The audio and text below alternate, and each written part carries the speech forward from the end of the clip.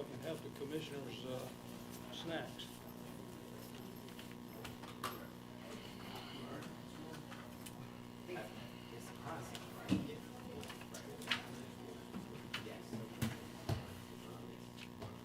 How you doing? Good to meet you. Sometimes. I might have should have brought my paddle cord. I wasn't here in the last. I should have brought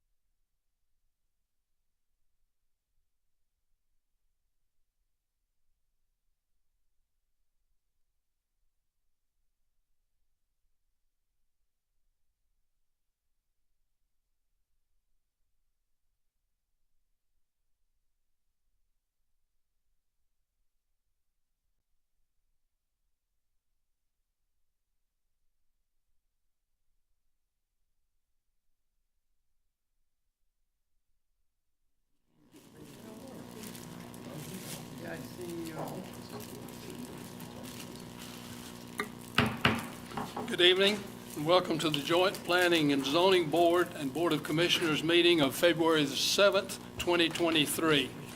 I am Briggs Simmons, the Planning and Zoning Chair. Prior to this meeting, announcements were posted and notices were sent to all board members, commissioners, staff, interested parties, and applicants participating in this meeting. I will now turn the meeting over to Dr. Ramona Jackson Jones, Board Chair, to introduce and confirm the presence of the commissioners. Madam Chair. Good afternoon, everyone. I'm Dr. Ramona Jackson Jones, the Chairwoman of the Douglas County Board of Commissioners, and I would introduce the members of the body here tonight. We have our Vice Chairman and District 3 Commissioner, Tarenia Carthen, and District 4 Commissioner Mark Alcarez, and we have two members that just stepped out that's on the board, and I will highlight their names. Commissioner Mitchell, District 1, and Kelly Robinson, District 2. So we do have a quorum tonight, and I yield the floor back to you, Chairman Simmons. Thank you, Madam Chair. Also present, we have members of the Planning and Zoning Board. If you would confirm your presence when I call your name. Rob Thomas, our Vice Chair. Teresa Knowles. Present. Ori Curry. Present. Brandon Penniman. Present. Frank Payne. Present. And Kirk Nicholson. Present. We do have a quorum. This time, Allison Duncan, our Planning and Zoning Manager, will introduce the county staff, Planning and Zoning staff present in the meeting. All right, good evening, thank you. Tonight we have with us our Deputy County Administrator, Frederick Perry, our Assistant County Administrator, Tiffany Stewart-Stanley, our County Attorney, Michael Coleman, our Chief Technology Officer, Alex Betancourt, our Director of Development Services, James Worthington, our Deputy Director of Transportation, Suleiman Rana, our Senior Zoning Administrator, Phil Schaefer, our Senior Planner, Jaquel Johnson, our Planning and Zoning Board Clerk, Johanna Womack, and thank you to our communication staff and our deputies for being here with us this evening also. Thank you. There is a reversionary clause that applies to each rezoning, and that is the applicant, the agent, or the property owner has 24 months to vest the zoning change after the Board of Commissioners have granted approval. As far as tonight's procedures go, I will conduct the public hearings. Planning and zoning staff will announce each application, followed by a full presentation on the application. Then the applicant or their representative and members of the public in favor of the application will present their information. They will have 2 minutes per person for a total allocated time of 15 minutes to speak. At the end of that, members of the public in opposition to the application will be able to present information. They also will have 2 minutes per person for a total allocated time of 15 minutes to oppose the application. After the opposition completes their input or the time has elapsed, public hearings will be closed. At this point, the staff will clarify any points of the zoning case that the board requires. If the staff is unable to satisfy the board's questions, the board will then ask the applicant for points of clarification. And remember, this is not a time for the applicant to represent the case. The Planning and Zoning Board will then entertain a motion. Our first agenda item tonight will be the approval of the minutes of the January 4th, 2023 regular Joint Planning and Zoning Board of Commissioners meeting. Planning and Zoning Board, after reviewing the minutes, does any member have any comments, changes, or questions for those minutes? Hearing none, I'll call for a motion. This is Frank Payne. I make a motion to approve the minutes for the January 4th, 2023 meeting. This is Teresa Knowles. I second it. I have a motion and a second. Do we have any discussion? Hearing no discussion, I'll call for a vote. All in favor of approving the minutes of January 4th, 2023, please signify by raising your hand. That is unanimous. Thank you very much. Madam Chairman, I'll throw it over to the Board of Commissioners with a unanimous approval for the January 4th, 2023 Board of Commissioners and Planning and Zoning Board meeting. Thank you so much, Chairman Simmons. Board of Commissioners, I believe you had an opportunity to review the January 4th, 2023 meeting minutes. Do we have a motion to approve? Madam Chair, may I? Yes. Madam Chair, thank you for seating me and Commissioner Mitchell. We had an exigent matter to deal with. I make a motion to approve the meeting minutes as referred from the Planning and Zoning Board. Do we have a second? Second. Okay, thank you, Madam Vice Chair, for seconding. Okay, we have a motion and a second. Any discussion? We have a motion and a second. Please indicate by raising your right hand if you're in favor of approving these minutes. We have a 5-0 unanimous vote, and the motion carries, and the minutes are approved for January 4th, 2023. And I yield the floor back to you, Chairman Simmons. Thank you very much. At this point in time, Mr. Schaefer, I believe you have the next agenda item. But before you do that, there was one item on the agenda that has been withdrawn, the item on S 2023-01's been withdrawn from the meeting tonight. That's correct. That's Go off- ahead Off with the the next agenda. item. So our next item is S 2023-06. This is a request from Michael Green for a special use permit in the RA zone district for a 1,672 square foot metal accessory structure located, oh, sorry, full screen, missed it. There you are. Sorry. Anyway, start again. So, request for special use permit in the RA zone district for 1,672 square foot metal accessory structure located at 5135 Long Ridge Drive in Villa Rica, 30180. Daniel Estates Subdivision Land Lot 18, District 2, Section 5, Parcel 10. The lot size is 3 acres. Application signed by Mr. Green. It's in Commission District 4. Property located on Long Ridge Drive within Unit 6 of the Daniel Estates subdivision, which was platted and constructed in 2006. Site is wooded in the rear 2/3, and the development is developed with a residence in the front. The applicant is requesting permission for a metal-clad storage garage containing 1,672 square feet.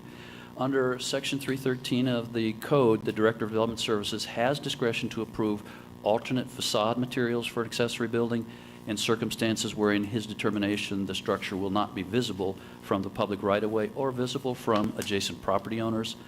The Director's approval was requested, but as a result of the proximity of the neighbor, he was unable to grant his request administratively. And so we come before you for a special use permit for that portion. In addition, the applicant would need to provide a site plan for the property to show compliance with the UDC setback requirements for front, side, and rear setbacks. The Section 313 covers requirements for all accessory structures. So here we have a proposal that exceeds the 1,000 square foot maximum allowed. We can go up to 500 additional square feet because of the acreage of the property in its zone district. But again, the Director of Development Services permission was not authorized, and so we come before you. The property around this site is completely RA, residential agricultural. This is an aerial view of the site to show property does have a little bit of an odd shape, so it is constrained a smidge about how you can place the spare garage that they would like to put on the property. However, we did review it against the criteria. It does meet all the special use permit criteria, so staff is recommending approval with the following findings. A, the use will not modify the land use plan or the intent, purpose, or spirit of the Douglas County Unified Development Code, and the granting of the special use permit will not adversely affect the public health, safety, or welfare. Condition number 1 we ask for is that the proposed structure maintain the required 100-foot setback from the front property line and a minimum 15-foot side yard setback required by the Unified Development Code. And the applicant shall provide a scaled site plan to verify all setbacks are in compliance in order to obtain a building permit for the accessory garage. And with that, I will turn it back over to you, Mr. Chair. Thank you, Mr. Schaefer. At this point in time, I'll open the public hearing on the matter. Would the applicant or the applicant's representative like to present anything? You would have 2 minutes. If you would, please state your name and address for the record first. Hello, my name is Michael Green. My address is 5135 Long Ridge Drive, Villa Rica, Georgia. As Mr. Schaefer outlined, it is residential property. The whole purpose of the garage is I have an RV wanting to park it at my location versus having to park it at someone else's house. And that's really the purpose of the size of the facility. Have engaged with my neighbors. They are not opposed to it. Also have approval from the HOA to have the building built there. So just waiting on this approval to move forward. Okay. Mr. Green, before you leave, you've heard the two conditions that Mr. Schaefer read in. Are you in agreement with those conditions? Yeah, we've already measured it. Everything is in a line with it is well over 100 feet on the setback, and it is 15 feet from the neighbor's property line as well. And then we're not doing anything that would change, the landscape of the area. Okay, thank you very much. Anyone else wishing to speak in favor of this application, please approach the podium, state your name and address for the record. You would have 2 minutes.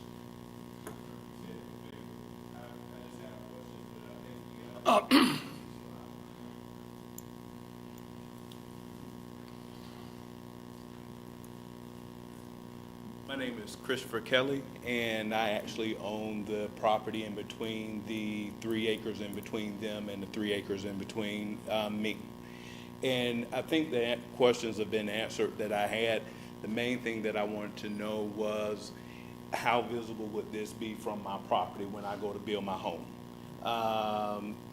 Is it going to be to a point where I would be able to see this metal building? Will there be enough, stuff around the building to kind of try to hide it, and it wouldn't be like an eyesore to us? Your property is to the left Yes, of that property, which is vacant now. Yes, I'm 5130. Okay.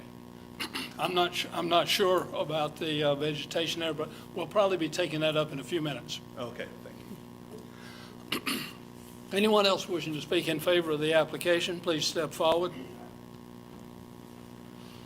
Seeing no one move, I will close the public hearing in favor and open the public hearing in opposition. Anyone wishing to speak in opposition to this application, please approach the podium. You would have 2 minutes per person for a total allocated time of 15 minutes.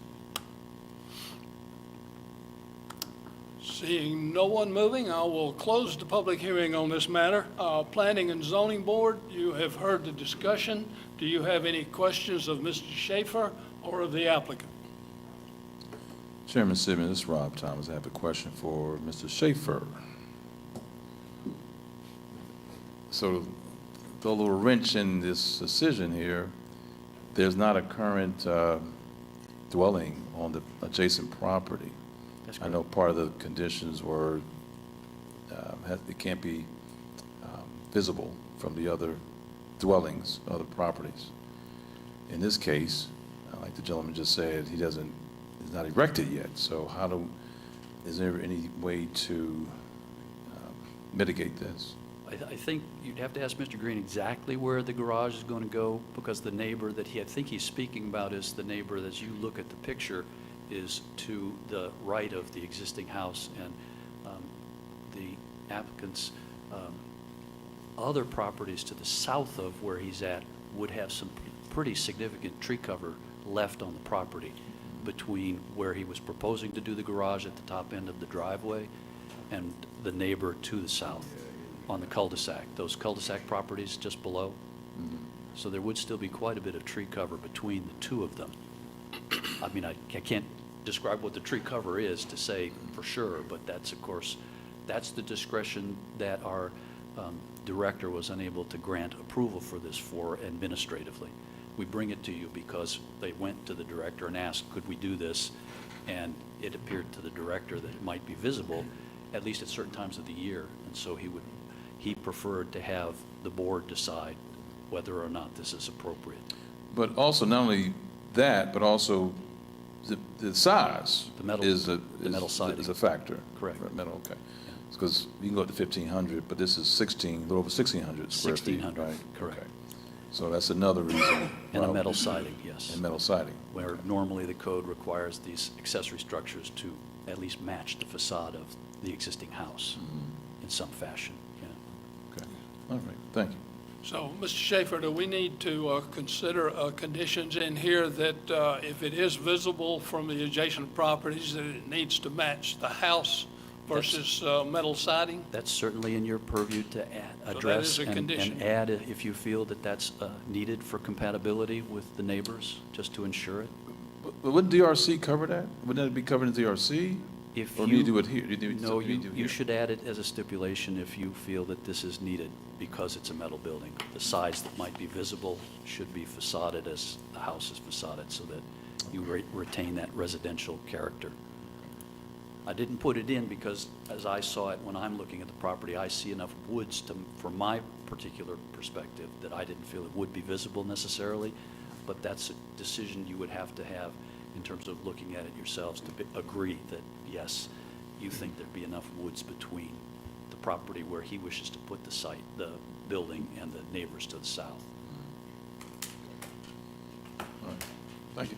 Thank you. Planning and Zoning Board, any other questions of the applicant or Mr. Schaefer? I have a question, Mr. Chairman, of Mr. Green.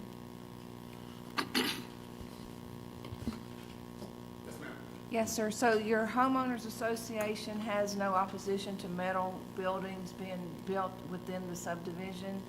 So laid out exactly what the plans were. They had no opposition. They actually thought it was very interesting what we're doing. Where the building is located, it's on the right side, as I look at it, it's on the right side of the house to the back rear. The initial, whenever I went to the commission, or to the DRC to talk about it, my intent all along has been to facade the front. And then as we had the conversation, they're like, well, if you facaded the sides as well, or the one side as well, where it could be seen through the woods by my neighbor who is on my right, then they could go ahead and approve it. And I was like, well, I'm going to potentially in the future, but I wanted to make sure that everything was above board and if this was the right way to go so that I didn't have a timeline on, hey, next week I need to go ahead and have it facaded. So that was my sort of my thought process. But on the right side is I have a neighbor there and she can see the front, but truly she would have to walk all the way back up on top of the hill to see the side of it. But if she chose to walk to the very back of her property line, she could see the side of it. And so other than that, nobody will be able to see it other than to the rear. But that is a wooded lot that there is no way for anybody to like build a house right there unless they come all the way from the backside and come all the way down. And it's actually owned by the Rainfire Church, owns that whole property back there. So are you already working with a contractor? I have it, it's all set in, once this approval goes through and all the permits go through, then it's set to go, but not until all those approvals are come through. And he only does metal buildings, your contractor? Because of the size of it, it has to be, the best way is a metal building. That is what they do, the company that I plan on going Is with. it 2 stories? It's 1 story, it's just a garage. That's all it is a garage. Like if you think of how RV garages are, that's exactly all it is a garage big enough to drive a RV in. Is it gonna be painted the same color as your? It'll match exactly to my house. So only the front of my house is brick. The side of my house is hardy plank. And so the sides of it will be the exact same. My intent is to put the front of it, have that same brick facade, so when you're standing in the cul-de-sac and looking up, you'll see the top of it, but all you'll see is that brick that will match the front of my house. On the sides, like I said, will be painted the exact same color of the house. You would have to walk up to it and see that it is a metal building versus the hardy plank that I have on the side of my house. So you can't even tell from the street that it's metal? So my driveway from the cul-de-sac to the top of where this is gonna be, you're talking about a quarter of a mile? Or probably about a 1/10 of a mile, I'm sorry. It's So- pretty far from the street Yeah, to the and back of then your the house. other thing is so I live up on the top of the hill, and then as soon as you go to the back of my driveway, it starts to drop back off. So what you'll see is the upper portions of it whenever you look. So I have a tall truck. Whenever I park my truck in the driveway, you only see the upper roof of my truck. So I think that is one of the, whenever the homeowners association came out and we showed them where it was gonna be at, I think that's one of the things that played into it is truly nobody is going to see it unless they're on my property. Okay, all right, thank you, Mr. Green.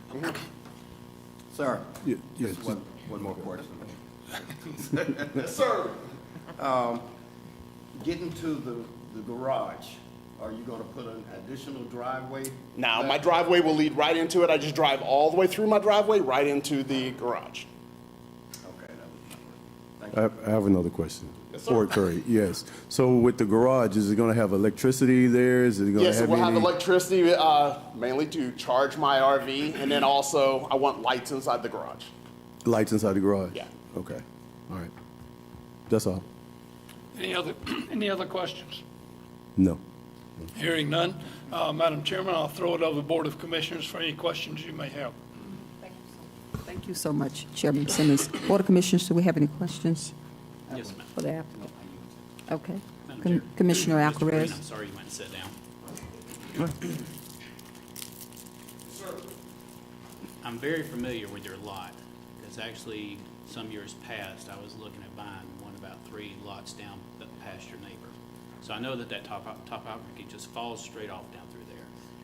And I know your neighbor's his house is probably gonna have to be sitting down in a little bit of a slope on the side. All right, so you're saying you're gonna be in the top left-hand north corner when you build your garage. Question, is the garage, when you say a garage, an RV garage, of course, it comes in many different forms, just 3 sides, or do you actually gonna have a garage door in the front? It'll have a garage door in the front. Okay. And if it came down to it, would you be opposed to having your contractor put the hardy plank side on the sides to make it look like your house or the structure? I would probably, depending on, I would price it out, which would be more economical, going brick on that side or hardy plank on that side. Okay.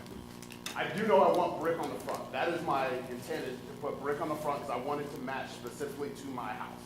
Okay. That's all the questions I have, Mr. Green. I yield back, Madam Chair. Thank you so much, Commissioner Alcaraz. Any, Commissioner Robinson, you have the floor. No, thank you, Madam Chair. Thank you. Piggybacking off of Commissioner Alcaraz, back to topography. And I get the front side, the HOA seems to be okay, and it seems like you're doing, at least the spirit of it, brick. You know, I get hardy plank, but you had brick on the front side, the immediate impact. The neighbors in the back, and I was just listening to the conversation earlier. And I want to caution how we put conditions on things but you haven't built your house yet. And I not that it's going there, but that made me pause, like, wait a minute now. Property rights is about, well, he'll be there first. And I would be cautious of imposing something about something that may or may not happen. Listen to that.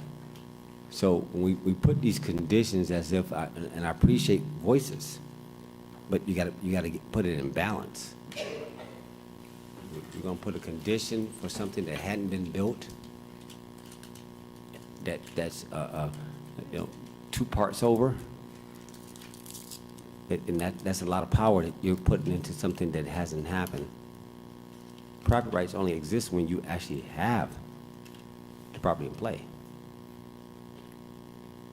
It's more education for my comments, which is, and I'm not certain where the planning and zoning will go, nor the Board of Commissioners, but I just had to say, that right there bothered me. It's like, hold on. I get it. Now, the HOA has the implicit, they willed.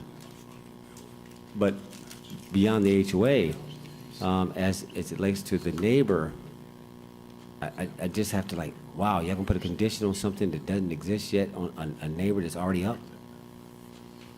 All right, that's all I have to say, Madam Chair. I yield. Thank you. Thank you so much, Commissioner Robinson. Commissioner Mitchell? Yes, yes. Mr. Green, just maybe one quick question here, though. You said the HOA was okay with the makeup, the layout, and kind of what that is. Do you have something from them kind of supporting that? With me, I don't. It is actually part of our package where the HOA actually approved it. And once again, now their approval did not even factor in me putting the brick facade on it. They Got said, it. hey, you can put the building that Right. you're asking us for here, no problems.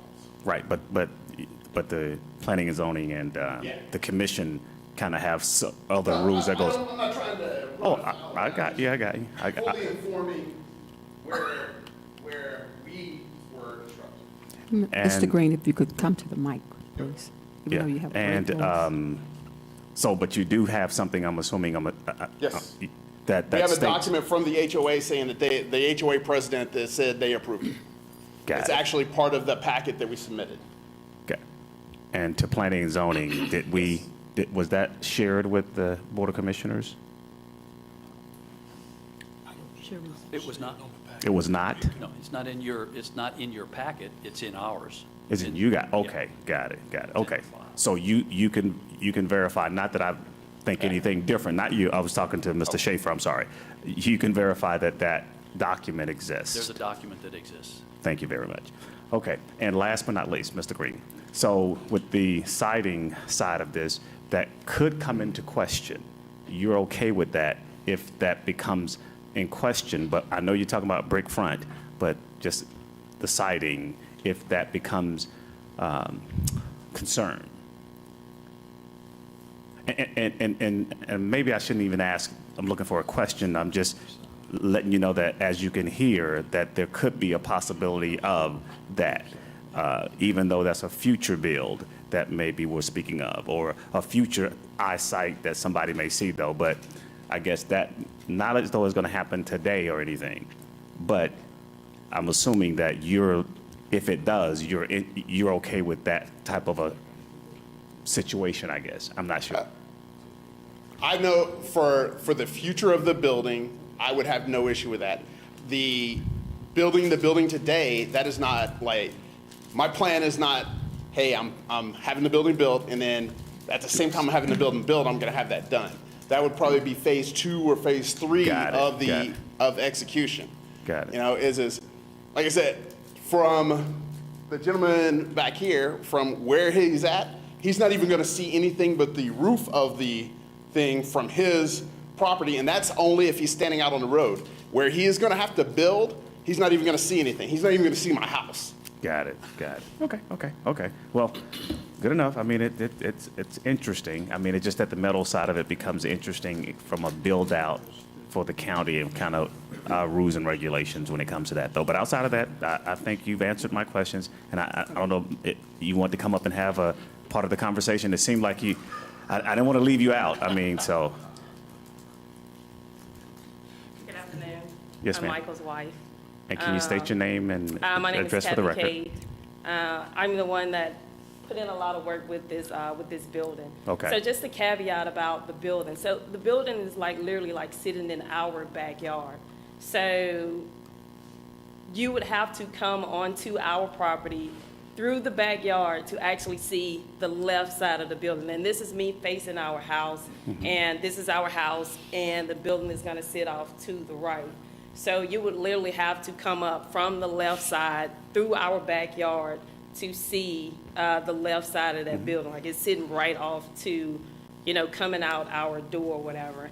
And then on the right is Ms. Linda. Like he said, she would have to come up onto our property again. Like the wood line is actually covering the right side of our property that's adjacent to hers. So you definitely couldn't see the right side. You can't see the back side because, as he said, our property goes all the way down that hill until it runs into Rain Church, till it runs into to the church property. And then on the left side is more, is farther to the left side of our house where the gentleman's property exists, to where he has to come around to the back side of our property to even see that left side of that metal building. Okay, Ms. Green, you've done a good job. Yeah. You did good. Thank you again, and I appreciate it. Thank you again. I yield back, Madam Chair. Okay, thank you so much, Commissioner Mitchell. Commissioner Robinson? Yeah, just one for the record for the staff. How many aluminum siding buildings do we have in the county? Roughly? Mr. Robinson, I couldn't answer that to tell you off the cuff, like 1,000, 100? it could easily be thousands, Got it. Good enough. easily. Good enough. Thank you, sir. Madam Chair, I yield. Okay, thank you so much, Commissioner Robinson. If there's no further discussion, I yield the floor back to you, Chairman Simmons. Thank you, Madam Chairman. Planning and Zoning Board, you've heard the discussion. Do I have a motion? This is Frank Payne. I make a motion to approve application S 2023-06, a request for a special use permit with the findings and conditions as presented by staff. I have a Teresa motion. Noel. I second it, Mr. I Chairman. have a motion, and I have a second. Do we have any discussion? Chairman, I'd like to add to this motion that the applicant agrees as one of the conditions to have siding on the garage to be covered with an approved siding material. I have an addendum to the motion. Do I have a second there? Second by Frank Payne. It's okay to add that to your motion, Mr. Payne? Yes. Okay, we have a motion on the floor. Do we have any discussion? Seeing no discussion, I'll call for a vote on the motion. All in favor of S 2023-06 with the findings and conditions that were added, please signify by raising your hand. Any opposed? Thank you very much. Madam Chairman, I will throw it over to the Board of Commissioners with an approval for S 2023-06 with the findings and 3 conditions that were read into the record. Thank you so much, Chairman Simmons. Board of Commissioners, you've heard all the questions and answers. Do we have a motion? Madam Chair, I'd like to make a motion to accept S 2023-6 with the stipulations and conditions that the front be brick as the applicant stated, with the proper setbacks that have been put on by our Planning and Zoning Board, and also that proper vegetation be left to the side so that his neighbor does not see, or there's not too much water, so his neighbor does not see his building. But I want to remove the stipulation of the siding on the building, and it may be valid with metal. Second. Okay, we have a motion and second on the floor. Board, is there any discussion? Okay. There are no discussions. Please, we have a motion and a second. Please indicate by raising your right hand if you're in favor. Okay, we have a 5-0 unanimous vote and the motion carries. I yield back to you, Chairman Simmons. Thank you very much, Madam Chairman. Mr. and Ms. Green, we wish you the best going forward with that. Good luck to you. Mr. Johnson, I believe you have the next agenda item, please, sir. Yes, good evening, P&Z Board of Commissioners. The next is the applicant Be Nice Properties for a special use permit.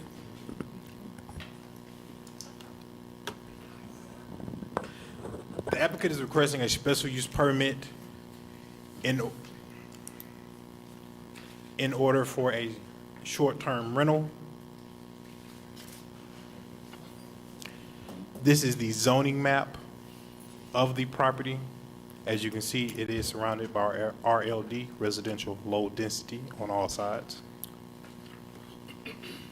This is an area view of the property. The property is on 1820 County Lane Place, Douglasville, zip code 30135. Before you, I have an image of the home.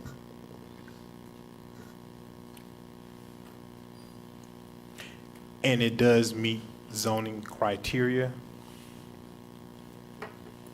And staff is recommending approval of the special use permit 2023-07 with the following findings, conditions, and directive to staff. Findings: the use will not modify the land use plan or the intent, purpose, or spirit of the Douglas County Unified Development Code.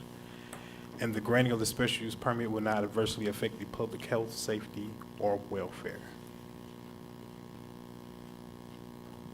And that concludes my presentation. Is that it, Mr. Johnson? Thank you. Yes, sir.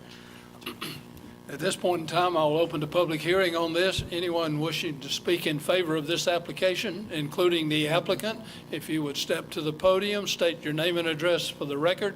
You would have 2 minutes per person, with a total time of 15 minutes. Good evening. Evening, ladies and gentlemen. Alex Henry. I am the resident of 1820, myself and my wife, 1820 County Line Place, and we're requesting our property be used for short-term rental, Airbnb, VRBO. Do you need to say anything else? Nothing in particular. Nothing else? Nothing Okay. else in If you would just stand by in case we have some questions. Absolutely, yes, sir. Anyone else wishing to speak in favor of this application, please step to the podium.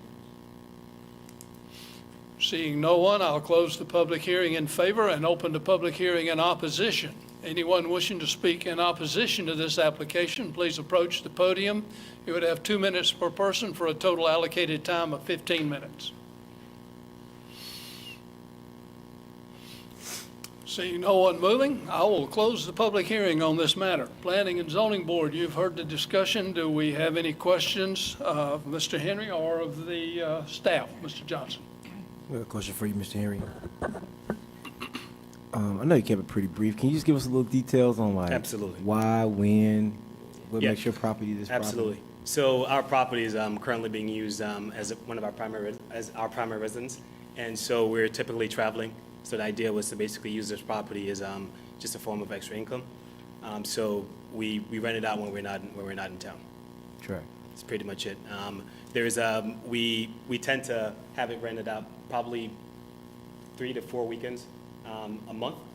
Usually we travel during the week to Virginia. Awesome. Awesome. This is your first Airbnb property? This is not our first Airbnb property. This is our last one. So we have a few Airbnb properties in Atlanta. So we have been doing this for approximately 3 years now. Awesome. Thank you. No further questions. All right, thank you. Any other questions, Planning and Zoning? I have a question. Mr. Henry, so you live in this house? I do, ma'am. And you travel frequently? Yes, ma'am. And have you spoken with any of your neighbors? I have, ma'am. And what do they say? They have no problems with it. We are in constant communication with them, so we have conversation with them very often. They're very much aware of what we're using the property currently for, and so they have no issues at all. So you've already rented this property out in the past? Yes, ma'am. Okay. A long time? How long? When you say a long time ago, or for a long period? For a long, how many years have you rented it out? This is our second year. Second year? Yes, ma'am. Okay. And you go to Virginia, you say? Yes, ma'am. Okay. All right. Thank you, sir. No problem. Any other questions, Planning and Zoning? I just have one. You said, did you have other properties as well? In Atlanta? Yes, we do, sir. Okay. Do you rent those out as, We do. Also- They're short-term rentals as well. okay. Have you had any problems, in terms of my main concern, a lot of Airbnbs are used as party houses. Do you have any restrictions? Yeah, so typically our homes are not used for party homes. So as the name kind of recommends, as the name kind of says, it's called Be Nice Properties. We typically encourage our guests to be nice to each other and make sure they're nice to the neighborhood. So as overall, we typically have pretty good guests, and we make sure our ratings stay good. How about security? With regards to, Individuals, someone checking the house to make sure that everything is living up to your standards? absolutely. So we don't do long-term rentals, we do short-term rentals. So typically it's, most of our guests are 2 to 3 days. And so whenever they check in, my wife and I and my mom, we actually take care of it prior to them checking in. And while they're there, we'll go by and say hi and make sure everything is going well. And after they check out, we're there to clean it up as well. So in other words, you have someone checking the property while you are traveling? Yes, sir. And we have cameras as well, so, on the external of the property. Okay, thank you. Thank you. Any other questions? Seeing none, Madam Chairman, I'll throw it over to the Board of Commissioners for any questions you folks may have. Okay, thank you so much. Chairman Simmons, Board of Commissioners, at this time, do we have any questions for the applicant or the staff? Commissioner Robertson? Thank you, Madam Chair. No, I appreciate it. Got it. There you go. Thank you, Madam Vice Chair. All right, real quick question. So this is not part of an HOA. This is staff, yes or no?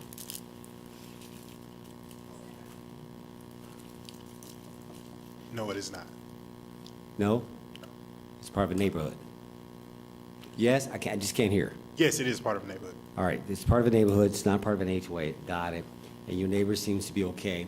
Now, this is again, look at the, how society is shifting. You renting out your primary home? Yes, sir. Go ahead, I'm listening. To the applicant. Yes, absolutely. We are renting out our primary home. And you're okay with that? Absolutely okay with that. I get it. No, again, I'm making a broader point. of how things are shifting and the need to accommodate progression in behavior regarding citizens and property owners. And I'm like, wow, let Atlanta be Atlanta. It's your primary resident, and yet that works for you. And I think to your point, you're controlling in who you let in. So you do put some type of discretionary. You're not gonna let my 25-year-old son come over there and let it. Please don't do that. But you are willing to be sensitive to who, you get to screen because it's private property, right? So you do have, like to earlier, you have rules. We do have rules, and if your 25-year-old son wants to come by, as long as he's not throwing a party, he'll be fine. Yeah, no, I get, don't do that. All right, no, thank you. I just want to make the point to the board, the broader, look how things are shifting, a primary resident. And I get the business model. Let it pay, let it help pay. Savvy, I get it. I'm not mad. Madam Chair, I yield. Thank you. Okay, thank you. Commissioner Robinson, any other comments or remarks, board? Being none, I yield the floor back to you, Chairman Simmons. Thank you very much, Madam Chairman, Commissioners. Planning and Zoning Board, you've heard the discussion. Do I have a motion, please? This is Brandon Penniman. I make a motion to approve application S 2023-07, a request for special use permit in the RLD zoning district for a short-term rental located at 1820 County Line Place. Or Curry, second. Thank you. I have a motion and a second. Do we have any discussion? Hearing no discussion, I'll call for a vote. All wishing to approve S 2023-07, special use permit for short-term rentals, please signify by raising your hand. Thank you very much. Madam Chairman, I'll throw it over to you and the Board of Commissioners. S 2023-07 is recommended with 100% approval. Thank you so much, Chairman Simmons. Board of Commissioners, you've heard all the questions and answers. Do we have a motion? Madam Chair. Madam Chair, to the Board of Commissioners, I make a motion to approve S 2023-07 as recommended by the Planning and Zoning Board. Okay, we have a motion and a second. Any discussion, board? Okay, Commissioner Robinson. Yeah, just one point of clarity. No, don't get me wrong. The 25-year-old has a 20-year-old brother, and they've done Airbnbs. But they don't have parties. They just have 15 friends and they're playing games all day long. And so, I mean, I don't know if that's a rule, but it's just, do you have that type of stuff in there? Is it just a home? Or is it an open, like just an open floor plan? I'm just curious. Actually, it's an open floor plan, and they're more than welcome so long as they're not disturbing the neighbors. Gotcha. Thank you, Madam Chair. I yield. Okay, we have a motion and a second on the floor, board. If there are no further discussion, we have a motion and a second. Please indicate, if you're in favor by raising your right hand. Okay, we have a 5-0 unanimous vote and the motion carries. And certainly, I yield back the floor to you, Chairman Simmons. Thank you very much, Madam Chairman. Best of luck to you with this venture going forward. Mr. Johnson, I believe you have our next agenda item also. Yes, sir. The next applicant is S 2023-08, April and Paul McGregor. All right, McGregor. The applicant is requesting a special use permit to allow an event center located at 3703 Kings Highway, Douglasville, zip code 30135, land lot 98, District 2, Section 5, parcel 154. The lot is 1 acre in size, and it is in Commission District 3. The parcel is currently zoned CHC with conditions. The conditions go back to 1988, where it was initially built for a game room, or arcade room, if you will. The conditions restricted the hours of operations in order to discourage kids from skipping school and going to play arcades. This is an aerial image of the property. And this is a street view of the property. They are currently for businesses, the applicant business, as well as a restaurant, a barbershop, and Domino's. It does meet the zoning analysis criteria.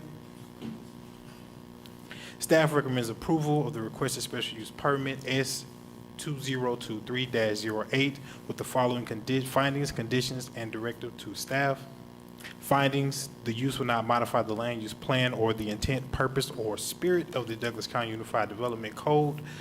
The granting of the special use permit will not adversely affect the public health, safety, or welfare. Staff does have recommendations for conditions. The first, that the applicant shall operate within the hours of the Douglas County Code of Ordinance, Chapter 11, Article Noise Control between the hours of 7 a.m. and 10 p.m. with 1 hour allotted for cleanup after 10 p.m. So everything will have to be shut down by 11 p.m. in compliance with the noise ordinance code in Douglas County. The applicant or customer should provide security for the duration of any given event. The applicant will be required to confine all events pending to the existing parking lot unless a shared parking lot agreement is established in the coordinates of Article 6 of the UDC.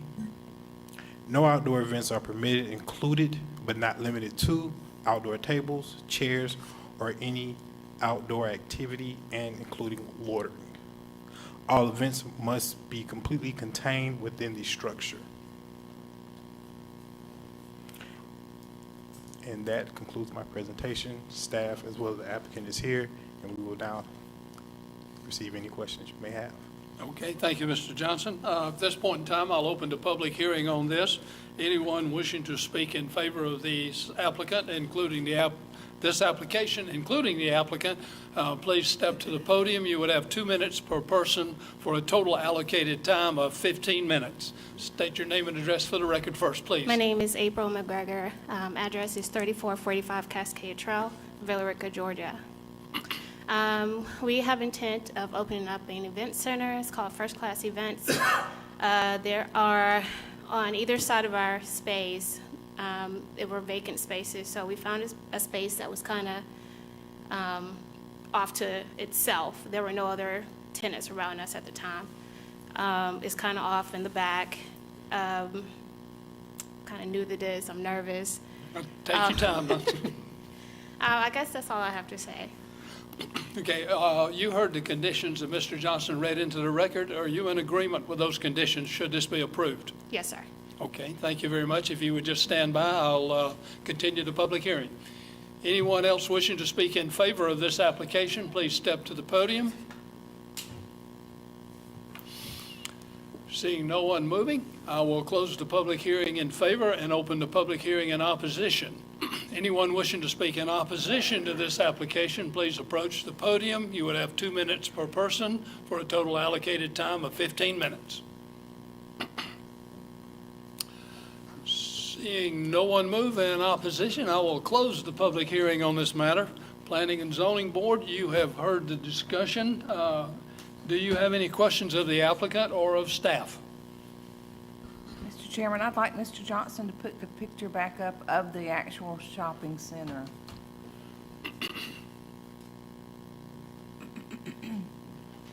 So,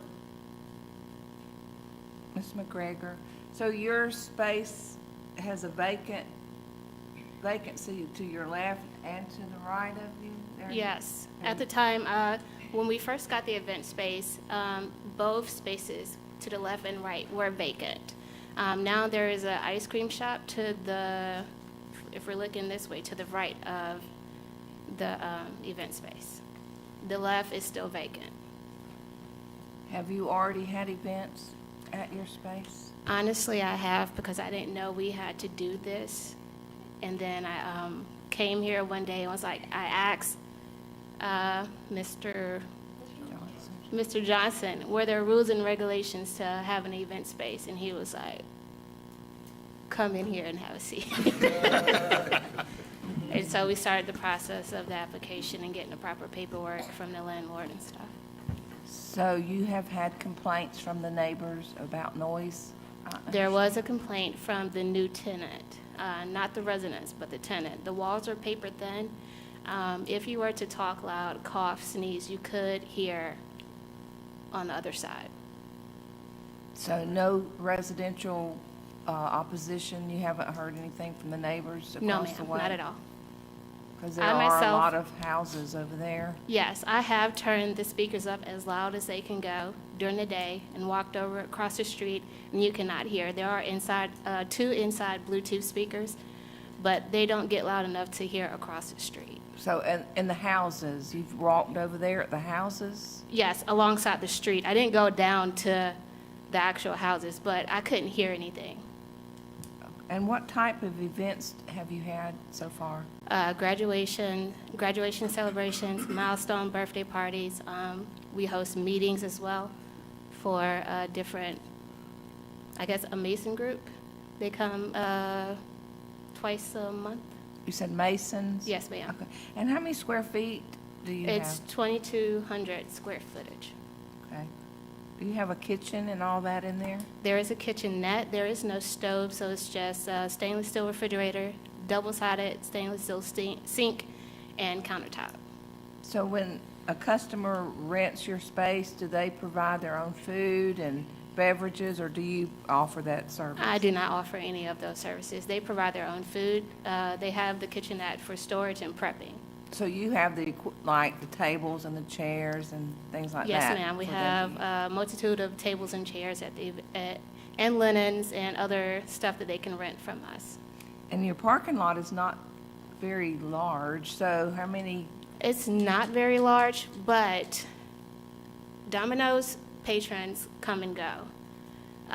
The barbershop next to Domino's, their patrons also come and go, but they're more on a scheduled, so it's not always full. They're primarily by appointment.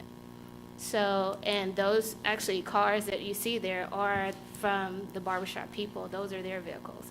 But other than that, the parking lot is primarily empty unless I have an event there. I had another question. It was a really good one, and it just went right through my head. So I don't know what I was going to ask, but,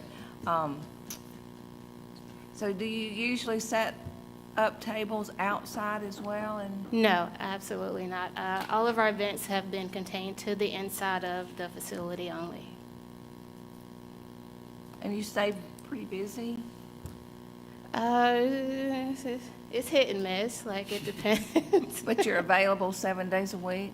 Yes, we are available 7 days a week. All right, thank you. Appreciate it.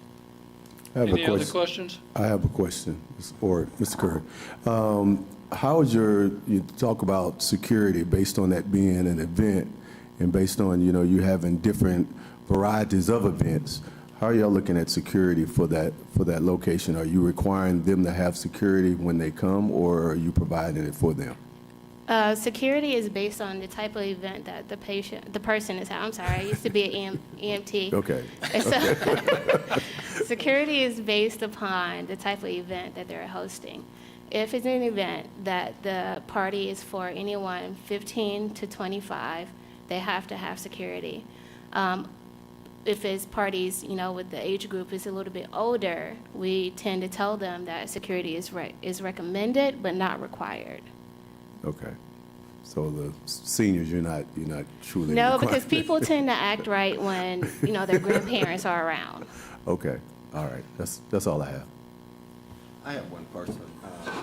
How long have you utilized the facility as an event before you met Mr. Johnson? Since last year, May? Over a year? Yes, sir. Well, not quite over a year. Last year, May. We haven't reached a year yet. Okay. All right, thank you. Two quick questions, just for clarity's sake. Are you aware in condition number 2 that you're going to have to provide security for all events? Yes, sir. Okay, and you're okay with that? Yes, we are. All right, awesome. And then the second thing is, do you have, or are you planning on getting any type of shared parking agreement with the people next to you? Yes, for all the events that I've come through, because I do frequently go by the event space when events are happening, just to make sure things are on the up and up. It has never exceeded the amount of parking. Like, I've never seen people using the parking above the hill, but if there needs to be, I will go up and ask, for an agreement to see if they would allow us to use that additional parking up there. Okay, so typically you're saying your events fill up most of this parking lot right here? Yes, it does. Okay, got you. All right, that's it. Thank you so much. And I just had a question, comment, Rob Thomas. So this actually came about because you had your license, went to the county, got your license. You was told you didn't need a special use permit initially, and therefore you said, okay, great, let me go ahead and build it out and start my business. So it wasn't until you came, so was code enforcement one that came up to let you know that you needed it, or how did you find No, out? actually, we own another business. We own a barbershop, and we were here renewing that license. And I said, well, I should probably ask about, because we never got anything that said what we could and could not do with an event space. And so I went to coding and zoning and asked if I could get like a code book or something. And I spoke to Mr. Jackwell, and he said, there's a whole application process. And so we started the application process immediately. Okay, so that kind of explains why you started last May without this, not Exactly. knowing that it was needed. Right. Because it was issued a license in error, in I some think sense. what happened was it was the wording on the application. It said rental, but there is no spot that says event space. And so we put rental because initially that's what we're doing. We're renting our event space. Okay. And so that's where the confusion happened. Gotcha. And then also, I'm looking at the condition 1. I'm a little concerned about that. I'm very familiar with event spaces here in the Douglas County. Closing at 10, that just seems, is that, I know you saw the condition. Is that something that's going to impact your business model? It's not going to impact. I mean, I will be compliant and close the doors at 10, but I think that would deter a lot of our customers. Right. Because a lot of events start around 6 or 7. And going to 10 is like, yeah, turn it down for what, right? Yeah, at that point. Okay, I get it. Yeah, that's a tough one there. Okay, that's only comments and question I had. Any other questions, planning and zoning? Hearing none, Madam Chairman, I'll throw it over to Board of Commissioners for any questions y'all may have. Okay, thank you so much, Chairman Simmons. Board of Commissioners, do you have any questions at this time? Commissioner Carthen? Thank you. Ms. McGregor, can you tell us how many people does your event center hold? It holds approximately 40 people. Okay. With all the tables and chairs out. So we're not talking about a huge event center, we're just... No. Okay. We have, so there, the empty spot, and then we have the 2, and then there's another, so it's a decent size, but, once you put out all the tables and chairs, I tell people, if you're not going to use tables and chairs, then you can allot for a little bit more people, but once the tables and chairs are out, then the max is 40. Okay. Because they take up a lot of space. I'm sorry. No problem. And before understanding the code of ordinance here in Douglas County, what time had you been shutting down your events? We were closing at 2 a.m. At 2 a.m. Got you. Well, their parties had to be done at 1, but everybody out, parking lot cleared out at 2 a.m. Got you. And have you had any issues with security or parking since you've been open? Never. Never, okay. And you are okay with being compliant to providing security for the duration? We're not telling you how to, we're just saying you are okay with that condition? Yes, absolutely. Okay. If you had your preference, what time would you like to close your event centers? At least midnight. Wonderful. Thank you. I yield, Madam Chair. Okay, thank you so much, Commissioner Carthen. Any other questions? Commissioner Robertson? Yeah, I'm just curious, to staff, how many event spaces do we have in the county?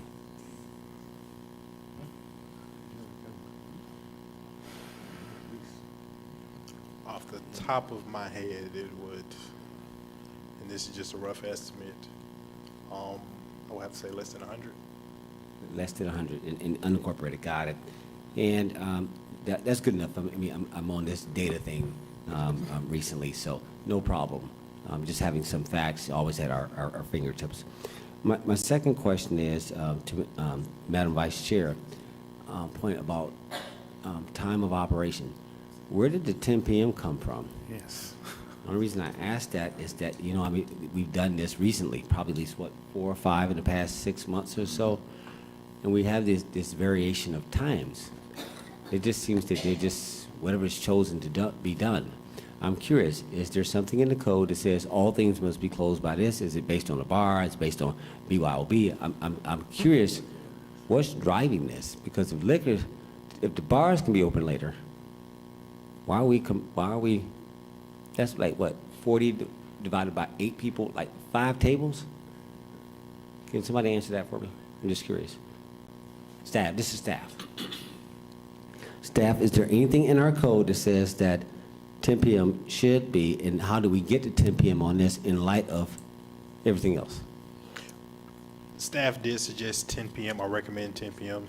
just because of the noise ordinance, and because it is across the street from residential homes, and that is the noise ordinance for homes. 10 p.m.? Yes, sir. Did we? Okay, do noted. Now, we just had a case, I think, over in District 1 that was across from residents, and now, if that's the code, 10 p.m., then that's up to us to perhaps review this, but we're all exceptional, right, commercial versus residential, I get it. I'm just making a point. It's something we can take up later. That's not the case right now. I'm not trying to make policy. I'm just trying to her point, you know, 1 a.m. to all the way down to 10 p.m., and she volunteered this. We missed this. Now, it's the process. Now, I'm just curious, now how did that happen? What do we do proactively when people come in there? Does this agency talk to that agency to ensure that we actually capture everybody? I appreciate her integrity and character, but what I don't want to do is put a consequence in here because it's like, okay, but why? As Commissioner Mitchell would say, but why? Just want to make that point. I'll yield to whatever the Planning and Zoning recommends and the Board of Commissioners will. Madam Chair, I yield. Thank you. Okay, thank you, Commissioner Robinson. Any other questions for Commissioner? Okay. No, go ahead. Commissioner Alcaraz, you have the floor. Ms. McGregor, have you mentioned earlier that only one, just on a couple occasions that the tenant next to you just complained about the noise? Yes, sir, she did. Have you spoken with the landlord to see if he would put up some sort of noise barrier wall, or? Yes, I did, but I have no answer for that. Okay, no, I was just curious. But you would be willing if they, you know, if they kept complaining, you're more than willing to do your part to help out? Yes, absolutely. Okay, all right, that's all. Yield back, Madam Chair. Okay, thank you so much, Commissioner Alcaraz. Commissioner Mitchell? Yes, just one. And I think this more for Phil. Ms. April, you're fine. Phil, with the staff. Let me apologize. Yes. Jaquez, you can kind of, I'm trying to get my arm and my head around the 10 p.m. or the 2 a.m. So can somebody please help me to understand, how do we get to that time frame? And then, how do we get there though? Let's start there. So the 2 a.m. was recommended by the applicant. Oh, I heard that. I'm talking about with staff. You're saying, but our noise ordinance states 7 to 10, I guess. Yes, sir, 7 a.m. In residential. Yes, in residential. But not commercial though. That is correct. Or we don't have one. Is that what you're telling me? It is across the street from residential, and so that's where I got it. I understand. Allison, I'm a little confused. I think that what I would propose is the simple explanation. You guys have heard us say before that once we see you make the same decision consistently, we would then bring back an amendment. So to the point that was made previously, we did have an event center come before us that was in Lithia Springs. That was about, what, 3 months ago, something like that. So we heard you at that time say that we think that maybe midnight is more appropriate for these commercial districts facing residential. So we have before you a similar application. If we see that you make a similar decision, that is where, to the point Commissioner Robinson suggested, you do actually start to suggest to us policy changes. So as we indicated to you before, once we see you make the same decision, several, 3 times, we may start to bring back to you a recommendation that the noise ordinance should perhaps be revisited. I couldn't tell you the last time we put eyes on the noise ordinance. It's a bit beyond the Unified Development Code, which is our primary scope. But if we see that you're consistently telling us that you think that these types of facilities are okay to operate a little bit later, then I think that there is most likely a text amendment in your future where we bring that back and see if you want to make a policy change.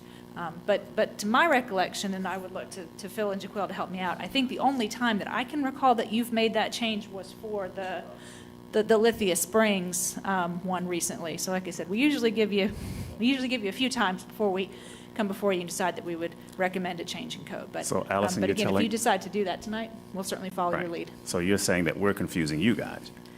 We're saying that we do our best to administer the codes that are given, but then we watch the direction of the board very clearly to see when we need Right. to follow your cue to change the codes and ordinances. Yes, sir. Understood. And Right. then back to the applicant. Thank you, Allison. And then back to the applicant.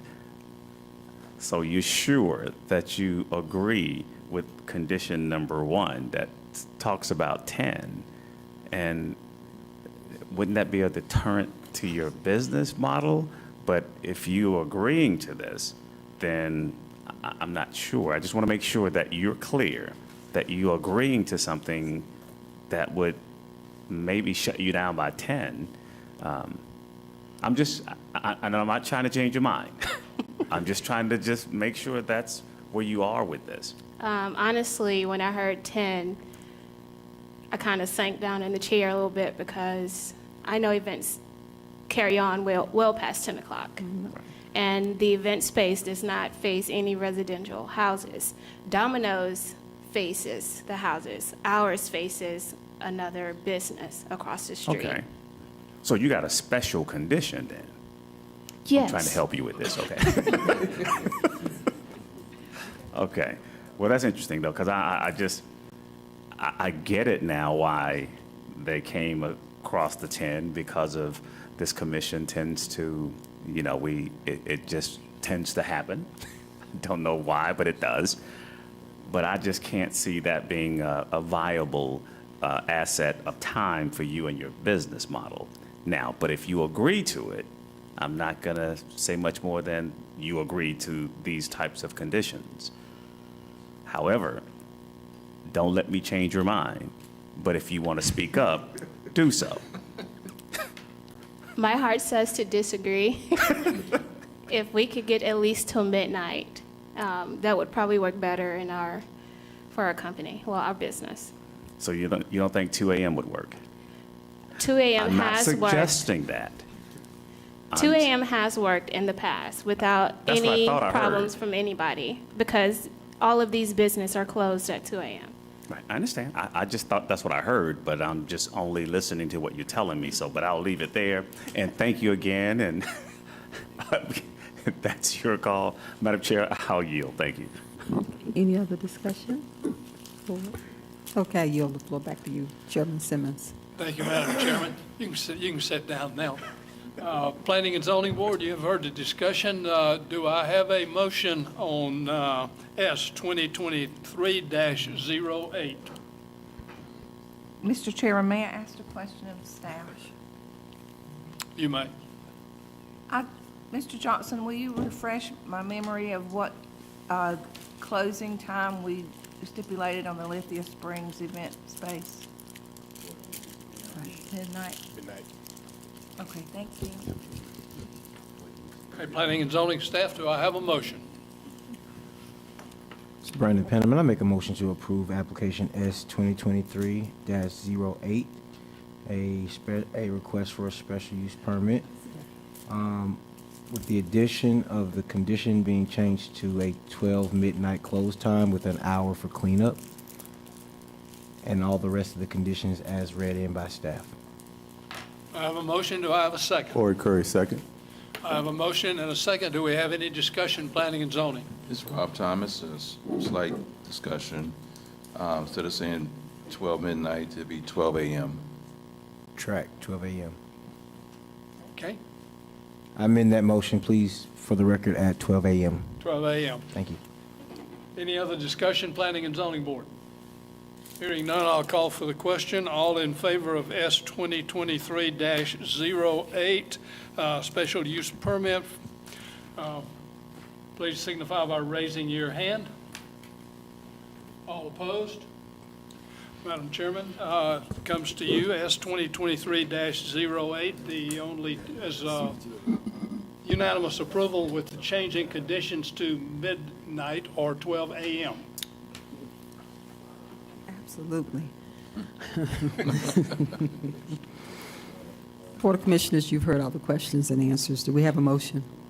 Madam Chair, I make a motion to approve application S 2023-08, a request for a special use permit with the findings presented by staff and the following conditions. Amendment to Condition 1, the applicant shall operate within the hours of Douglas County Code of Ordinance, Chapter 11, Article 4, noise control between the hours of 7 a.m. and 1 a.m., with 1 hour allotted for cleanup after 1 a.m.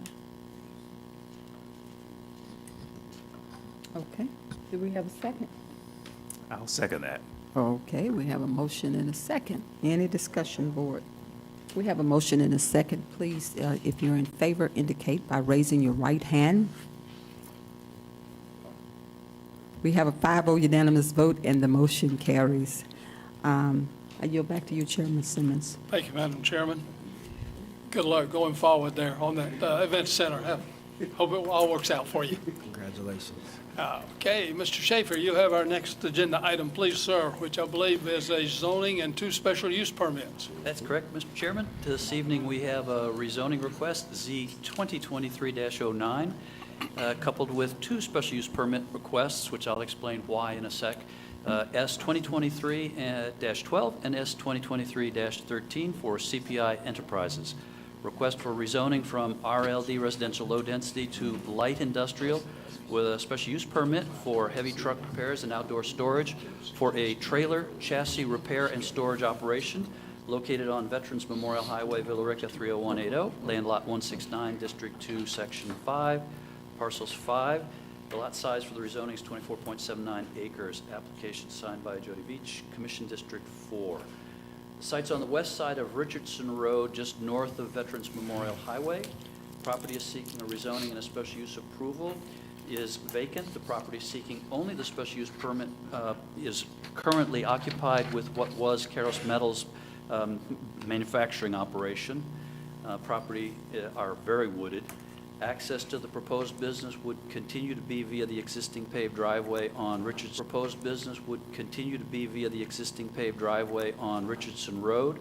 The repair maintenance operation should be conducted in the existing structure or within an area that can be shielded from outside view, given the potential for glare from welding and cutting activity and noise from impact tools as you would be repairing heavy trailers carrying shipping containers. This is the zoning map for the property. I include this next map so that you can see there's 2 different distinct patterns. The blue hatching at an angle is currently zoned light industrial. They only require a special use permit on that property for the outdoor storage and the repair facility. On the hatched, that is the currently a residential low density, and you would require rezoning that to LI and then a special use permit for the activity on that property as well. So that's the reason we have 3 applications tonight for this particular applicant. There are here's an aerial view to show you the image of what's around it. Of course, there's light industrial to the east and to the west. They do not propose any access, as I said, off of Veterans Memorial Highway. This is a site plan for the property. The additional land that is hatched off in gray is proposed gravel parking area for the trailer chassis themselves to be stored on as they're brought in for queuing to be repaired or once they've been repaired. There is area around the existing shop site for parking as well as repair activities, And then on the neighboring property just immediately, already zoned light industrial, but to the west, they also would add some gravel parking area. This is the area, the visual of the intersection currently looking to the property, into the property from the east side to the west along Highway 78. To the right and to the north is Richardson. As you can see, this intersection's been improved with right turn lanes out of Richardson, a deceleration lane and right turn lane into Richardson from westbound 78, so that it has some improvement, and that's as a result of the industrial building that's already up there on Richardson. So it has significant improvements to it. This is the current entrance to the property as a street view, and this is looking into both that view and looking south along Richardson with the property entrance to the right. These pictures are a little older. This is not current right now. And staff, this is again looking south at Veterans intersection with Richardson. So you can see that if trucks are trying to use this, they do have adequate and safe entry and exit from Richardson to get to the site. Staff has reviewed the zoning request against the criteria and finds that it does comply with all the requirements. Has also reviewed the criteria for the special use permits, and it is supportive of the request. Staff is recommending approval of the rezoning with the findings as follows. A, the rezoning will not modify the intent, purpose, or spirit of the Douglas County Unified Development Code. B, the proposed zoning is consistent with the comprehensive future land use plan categorization of the property as within the mixed-use corridor area, incorporating mixed industrial, general, and heavy commercial uses. C, the uses permissible in the proposed zone district are generally compatible with the surrounding properties. D, the granting of the rezoning will not adversely affect the public health, safety, or welfare. E, the character of this area is still transitioning towards a more industrial mix of uses. Staff recommends approval of the rezoning 2023-09 with the following conditions.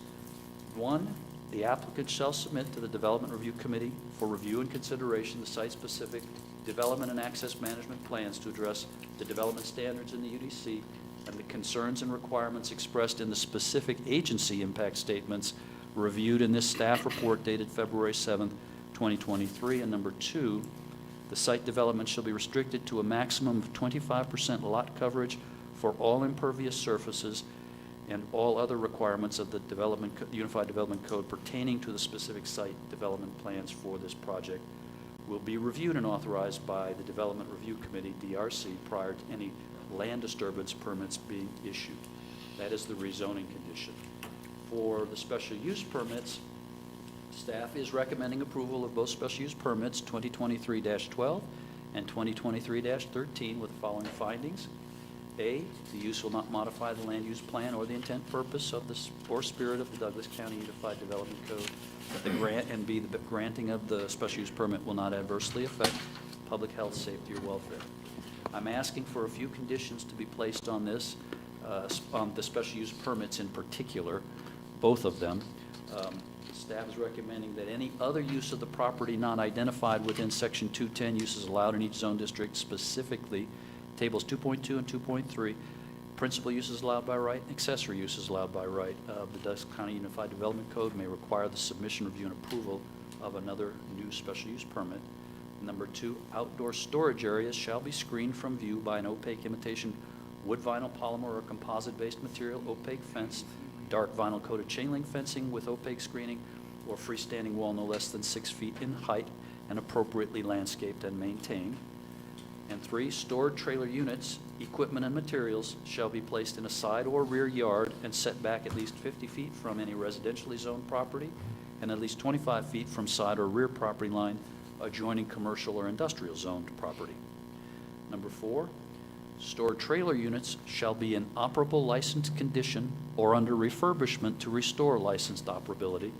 Derelict, abandoned, or junked units shall not be permitted on the premises and could constitute a junkyard use that would not be permissible in the LI zone district.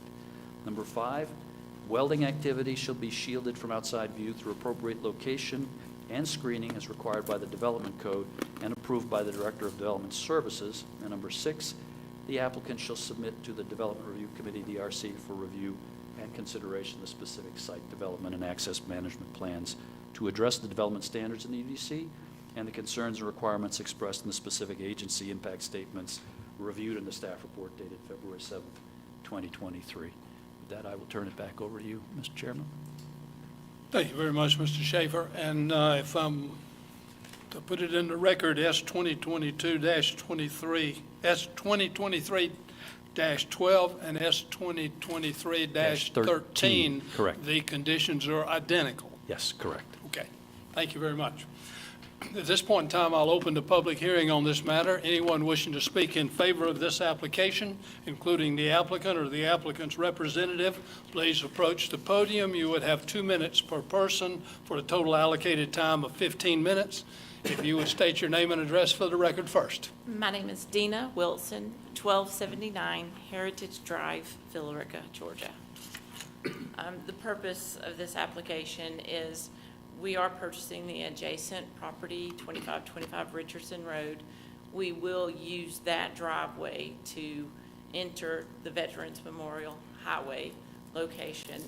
The repair facility would be at 2525 Richardson Road, and Veterans Memorial Highway will serve as overflow storage. We have had a traffic study done. There's no significant impact to the traffic. There will be a buffer. We intend to have a buffer of trees. So really, we don't want the yard to be seen from Veterans Memorial. And I think that's about it. Okay. Yeah. If you would just stand by, we'll Okay. probably have some questions in a moment. Anyone else wishing to speak in favor of this application, please approach the podium. You would have 2 minutes. Seeing no one moving, I will close the public hearing in favor and open the public hearing in opposition. Anyone wishing to speak in opposition to this application, please approach the podium. You would have 2 minutes per person for a total allocated time of 15 minutes. Seeing no one moving, I will close the public hearing on this matter. Planning and Zoning Board, you've heard the discussion and the presentation from Ms. Wilson. Do you have any questions of the applicant or of staff, please? Mr. Brandon Penniman. Now, remember, we've got 3 items here. We'll take up zoning. You can ask questions about everything, but when we come to vote, we'll vote on the zoning first, because if the zoning fails, then special use permits go away. Go ahead. Okay, quick question for staff, real quick, Phil, if you could just give us a little bit of a deep dive on condition number 2 on the zoning, the first application, just talking about the maximum 25% lot surface coverage. Can you just kind of give us some details on what that A looks quick like? explanation. So the Yeah. property is in the Dog River Secondary Basin, and in the code, there's a maximum of 25% impervious lot coverage in that secondary Dog River Basin. I can't imagine that with the acreage that they have, they would get anywhere close to that, but I just wanted to be on the record that if you start adding paved parking and paved areas or other buildings on the adjoining industrial building, the industrial property, because at some point you might want to expand your business, there would be that still on the record as 25% maximum lot coverage. To the applicant, you're okay with that? Yes. You aware of that? Okay, awesome. We do not want to pave. Okay, awesome. And then my second question for the applicant, and this is just for the record, as you can see, there's a good bit of conditions, and Phil, thank you for these conditions. One of our biggest concerns as a board and as just community members is ensuring that this location doesn't become an eventual junkyard or, spare parts that are used from different tear downs or build outs are just left around and it becomes a nuisance and an eyesore to the community. So I just wanted to hear from you that you're aware that that's the real reason behind it, and to ensure that you're okay with that, being a good neighbor. We are okay with that. Okay, cool, thank you. Okay, and that's one thing I failed to do, Ms. Wilson, is ask you if you were in agreement with the 2 conditions for the rezoning Yes. and the 6 conditions on the special use permit. So you in agreement? Yes. Okay, thank you. Any other questions, Planning and Zoning Board? Rob Thomas, quick question. So is this your guys' first facility like this? No. Where else, where are your other facilities? Fairburn, Palmetto, and Palmetto. Palmetto, okay, so this will be your third. And what are you guys using it for right now? You just prepping it, or what are you doing to the? to the site now? We haven't purchased it. Oh, you haven't purchased? Oh, Yeah, oh, this it's is a contingent contingent on, on, yes. on it being, okay, understand. Well, that's good. What is it being used for right now? I mean, just, So right now, the 25 acres is actually just wooded, and it's industrial to the left and to the right. And then we're also purchasing the industrial space at 2525 Richardson Road, which is 5 acres. Okay. And 3 buildings. yeah, so, I don't know, I've been by there. I'm just curious, what is it being used for right now? Do you know what? It's empty. It is empty, okay, all right. Thank you, that's all. Any other questions? Hearing none, Planning and Zoning Board will throw the questions over to the Board of Commissioners for any they may have. Madam Chair. Thank you. Board of Commissioners, do you have any questions at this time? Madam Chair? Commissioner Alcaraz? Ms. Wilson? Yes. I'm very familiar with the area that you're purchasing. I live about a half a mile from there. You're certain that, and under no time, you're going to, in the future, going to try to remove any of that vegetation where you can see that from Veterans Memorial Highway, correct? I'm sorry, can you say that? You're not gonna remove any trees or anything where that can be visible from Veterans Memorial Highway. You stated that, correct? There's no plans to do that. We would like to keep it private. Okay, and all your welding and everything is gonna be done on? Inside. Inside? Okay, and you're fine with all the stipulations and everything that planning and zoning is offered to you, correct? Yes. All right, and how many, just out of curiosity, how many trucks do you actually have in and out of your facility in any given day?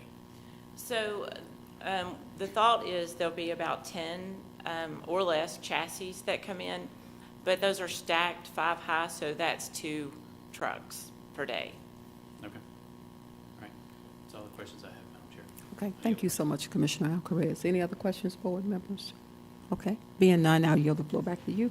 Thank you very much. If you would have a seat. Thank you. Planning and Zoning Board, you've heard the discussions. We will take up the zoning Z 2023-09. Do I have a motion, please? Mr. Chairman, this is Rob Thomas. I'd like to make a motion to approve application Z 2023-09, a request for rezoning with the findings and conditions as presented by staff. Frank Payne, I second. I have a motion, I have a second. Do we have any discussion, planning and zoning? Hearing no discussion, I'll call for the vote. All in favor of approving Z 2023-09, please signify by raising your hand. Thank you very much. That's unanimous, Madam Chairman. Z 2023-09, rezoning from RLD to LI Light Industrial, comes to you with a unanimous approval. Thank you so much, Chairman Simmons. Board of Commissioners, you've heard all the questions and answers. Do we have a motion? Madam Chair, I'd like to make a motion that we approve Z 2020. Can we take the two together? 2023-09, complying with all the conditions and findings according to planning and zoning, and to allow it to be rezoned from RLD to LI. Okay, do we have a second? Second. Okay, we have a motion and a second on the floor. Any discussion, board? We have a motion and a second. All in favor, please indicate by raising your right hand. Okay, we have a 5-0 unanimous vote and the motion carries. I yield the floor back to you, Chairman Simmons. Thank you, Madam Chairman. Planning and Zoning Board, having approved the rezoning, at this point in time, we'll take up S 2023-12, and since it's identical, S 2023-13.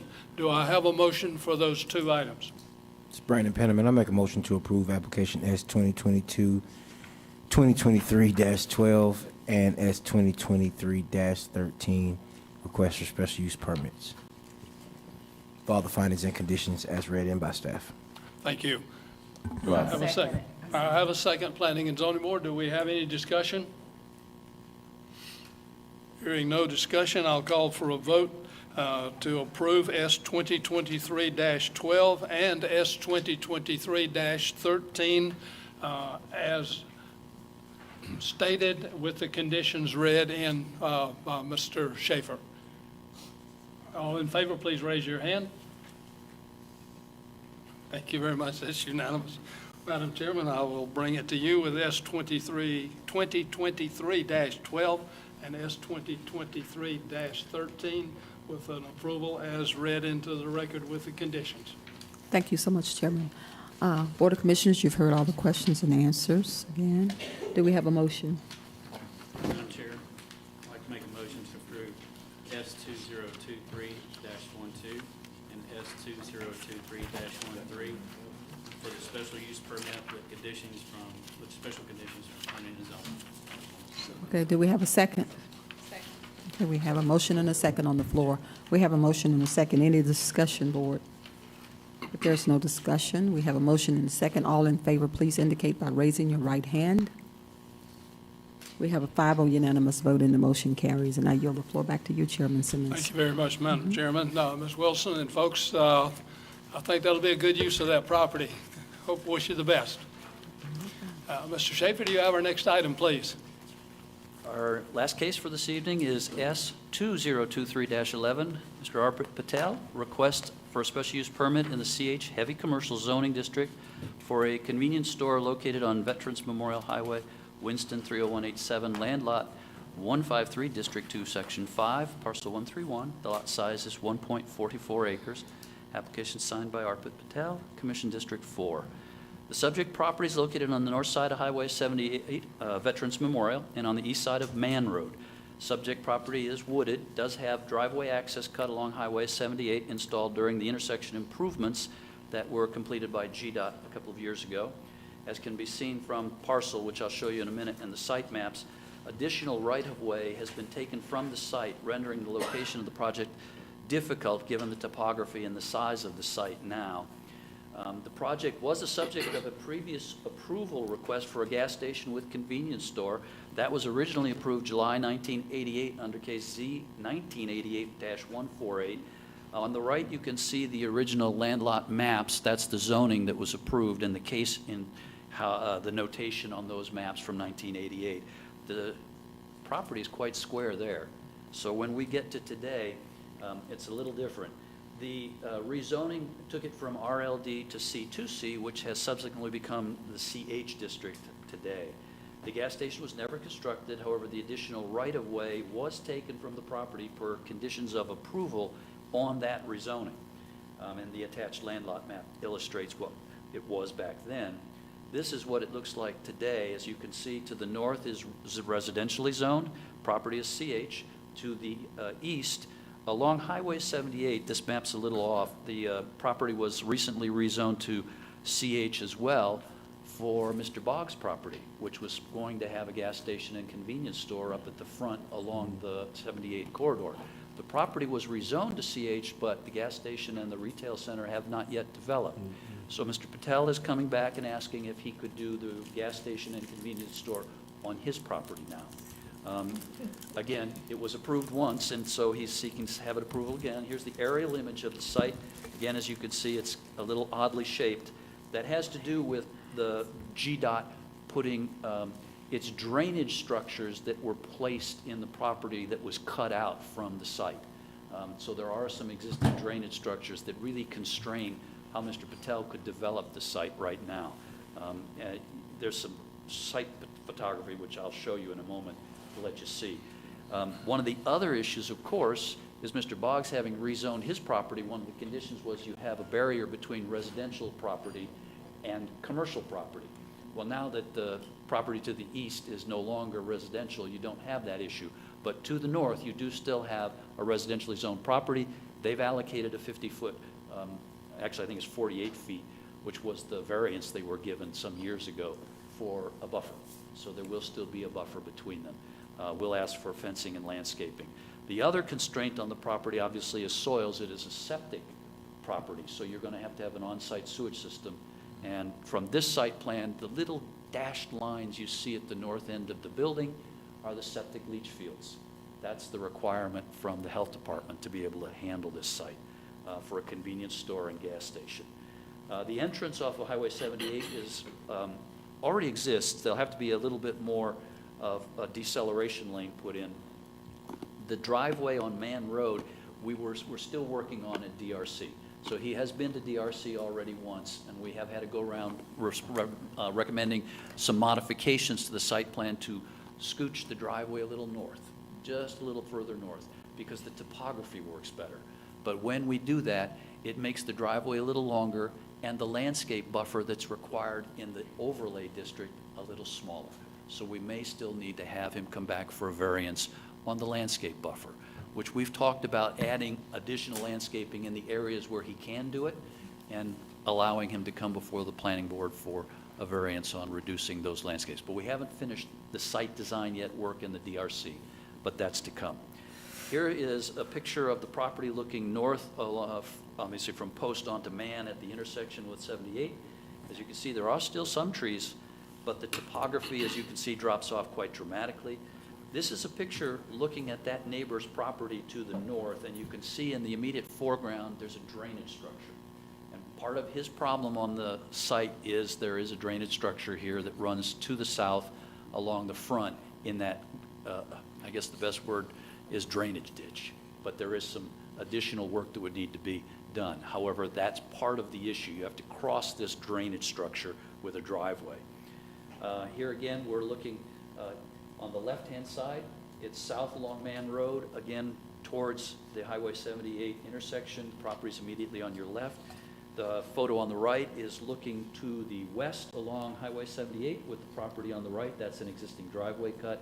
DOT is going to require that an additional deceleration lane be added to the Highway 78 entrance here so that they meet the minimum standards.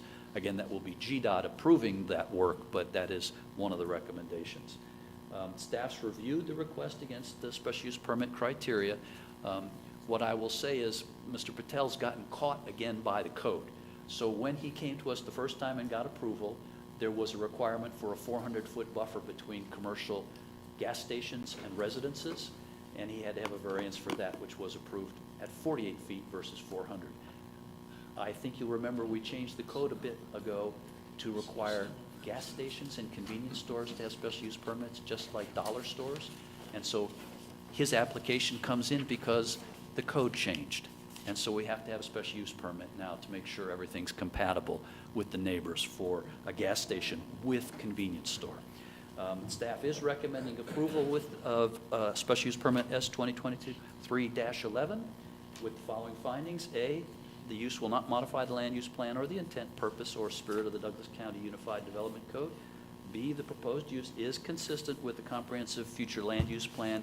Categorization of this property is within the mixed use corridor area incorporating mixed commercial, residential, and industrial uses. C, the use will not negatively impact surrounding properties. And D, the granting of the special use permit will not adversely affect the public health, safety, or welfare. I'm recommending a few conditions.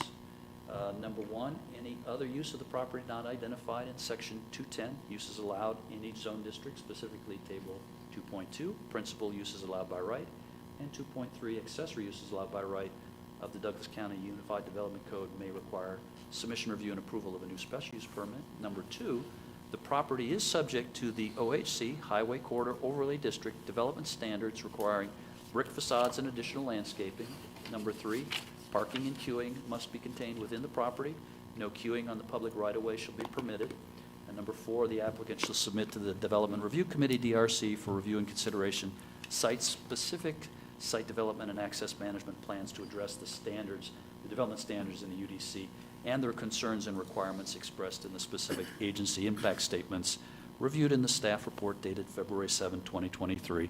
And I read it. He's been in our DRC, so we are working with him on the actual site development of the property to help figure out how to do the driveway and the other various things that are going to be required. And I turn it back over to you, Mr. Chairman. Okay, Mr. Schaefer, I want to ask you one question before you leave. You referred to the fact that he had come in for a variance on the setback from the residential property. Correct. How long ago, that hasn't been vested yet? Does it need to be renewed? So it's not necessary because the property to the east that the condition was applied to is no longer residential. It's commercial and industrial. Okay, I thought it was for the property to the north. It was actually for the property to the east. To the east, It oh. actually referenced the ownership interest to the property on the east side of the property line in that original condition. Okay, I Yeah. misunderstood Sorry. you, I'm sorry. I Okay. wasn't clear, yeah. Thank you very much. At this point in time, I'll open the public hearing on this matter. Anyone wishing to speak in favor of this application, including the applicant or the applicant's representative, please approach the podium. You would have 2 minutes per person for a total allocated time of 15 minutes. Please state your name and address for the record first. Good evening. My name is Arpit Patel. Address 470 Manor Oak Lane, Marietta, Georgia, 30067. I do not have anything to add at this time. Okay, thank you, Mr. Patel. If you just stand by, we may have questions. Anyone else wishing to speak in favor of this application? Seeing no one moving, I will close the public hearing on favor and open the public hearing in opposition. Anyone wishing to speak in opposition to this, please approach the podium. Seeing no one move, I will close the public hearing on this matter. And Planning and Zoning Board, do you have any questions of staff or of Mr. Patel? Mr. Chairman, it's Kurt Nicholson. I have a question of Phil, if he's got his. I remember this, when we heard this the first time, and it was combined, I guess it was combined with the Boggs property, is that correct? That was the. So I think maybe you might have misunderstood what I was, or I wasn't clear. So the Boggs property to the east, let me go back to the aerial, was rezoned to commercial along Highway 78 for a retail center and a gas station. Okay. That hasn't moved forward. A little further east, there was property rezoned to commercial for the Dollar General store. That was eventually built and is there too. It has the same situation as Mr. Boggs. There's a rear part that is heavy commercial for behind the Dollar and light industrial behind the strip immediately to the east of Mr. Patel's property. They were never joined in terms of property ownership.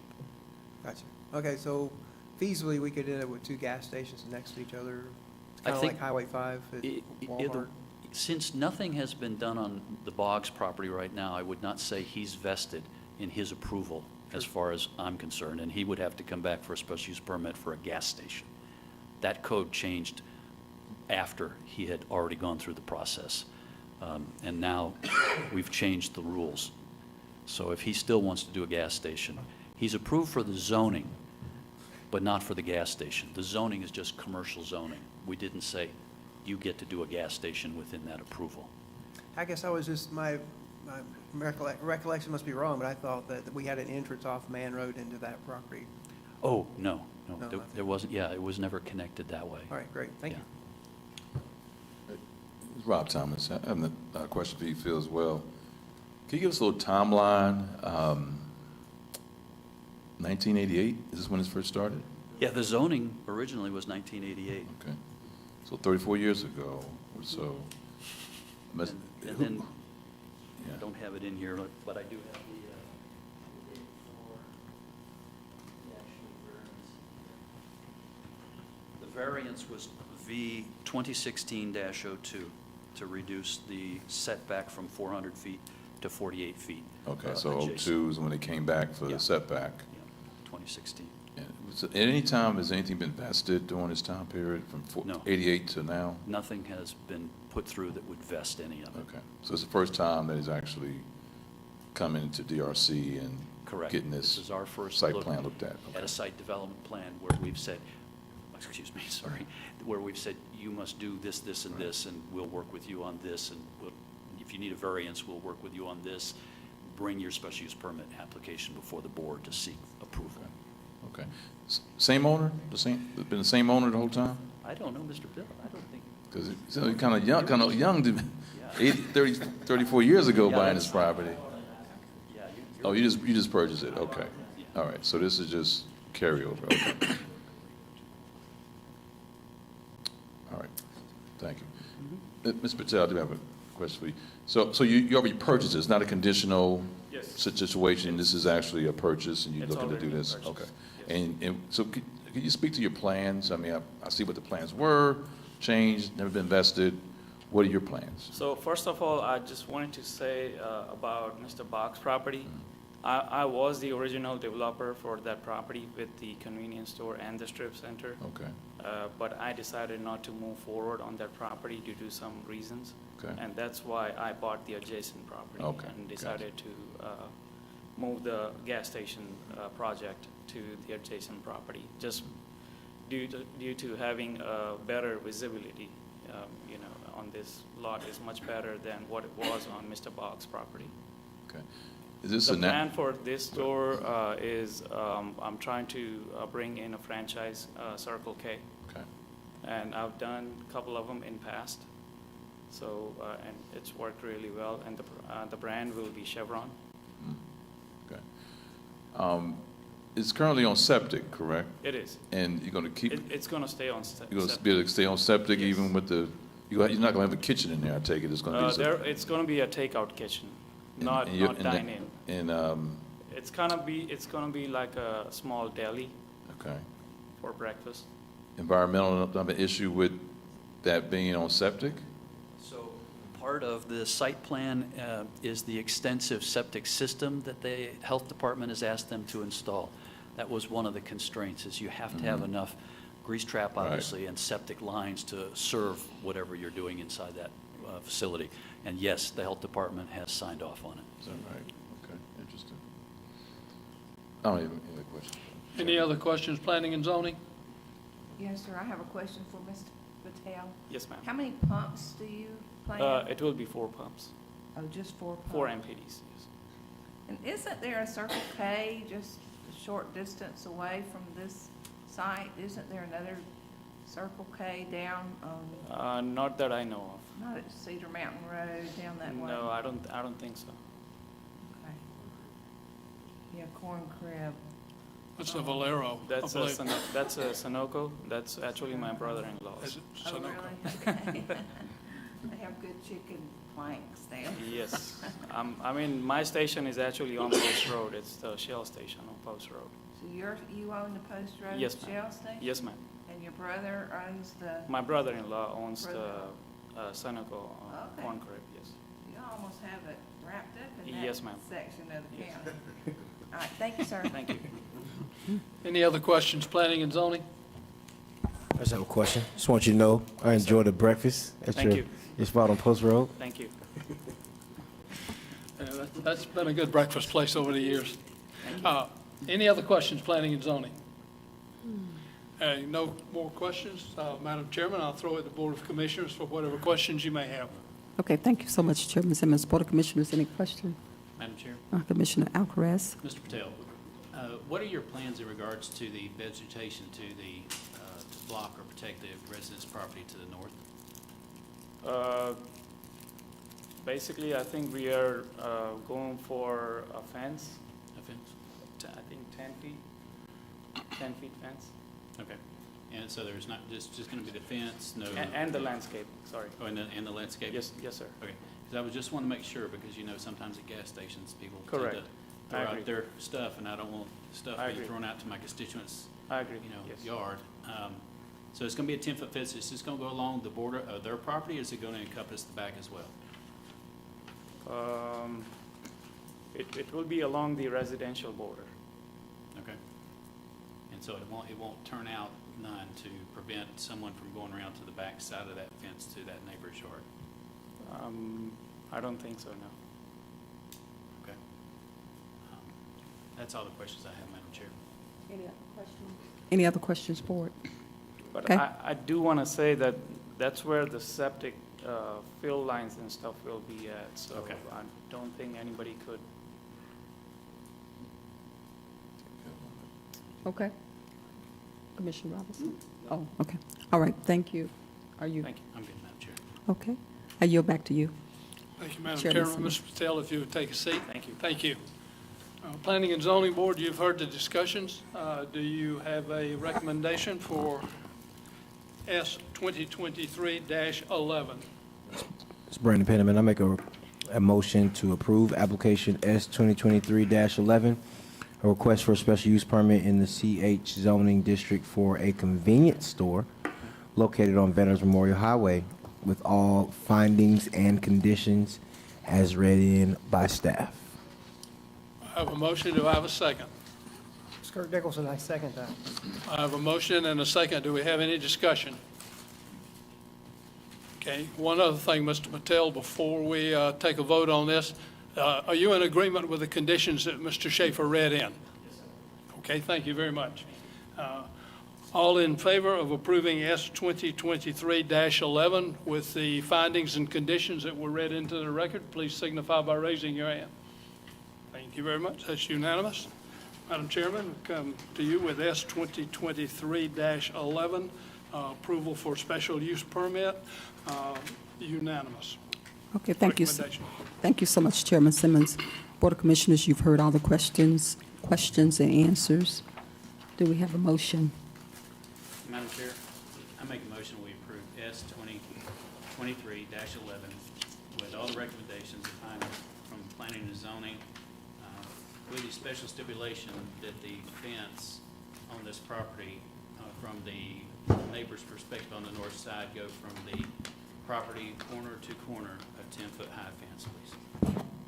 Okay, do we have a second? Second. We have a motion and a second, Board. Any discussion? We have a motion and a second. If all in favor, please indicate by raising your right hand. We have a 5-0 unanimous vote and the motion carries. I yield back the floor to you, Chairman Simmons. Thank you very much, Madam Chairman. Mr. Patel, best of luck on this going forward. Good luck to you. Our next agenda item, please, would be the presentation of the 2023 Comprehensive Plan Update. Right. Let's see. Okay, great, thank you. I will be brief because I know that we have had a long but good meeting. What I wanted to share with you this evening was an update of where we are in some of our planning.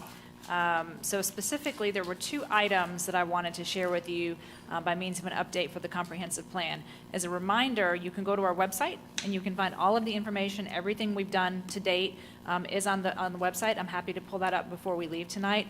But I wanted to give you 2 updates on where we are and then kind of a preview of where we're going to be going. So one of the big pieces that we wanted to undertake in this comprehensive plan update is an overhaul of our land use. The first thing we wanted to introduce is some true character areas deployed countywide. So that's the map that you see here.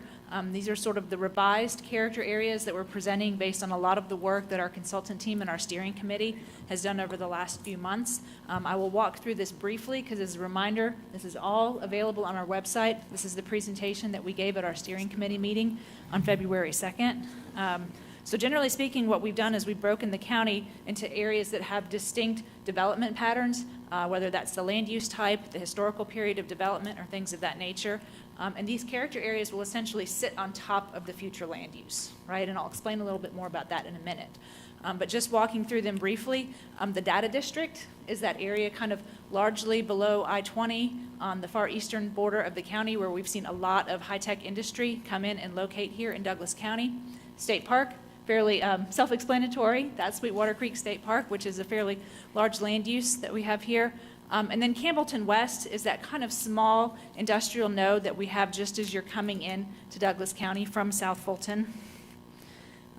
West Fork, we're all very familiar with West Fork there along Thornton Road. It's that legacy of the original 1970s PUD and all of the commercial and industrial uses that have developed in that area.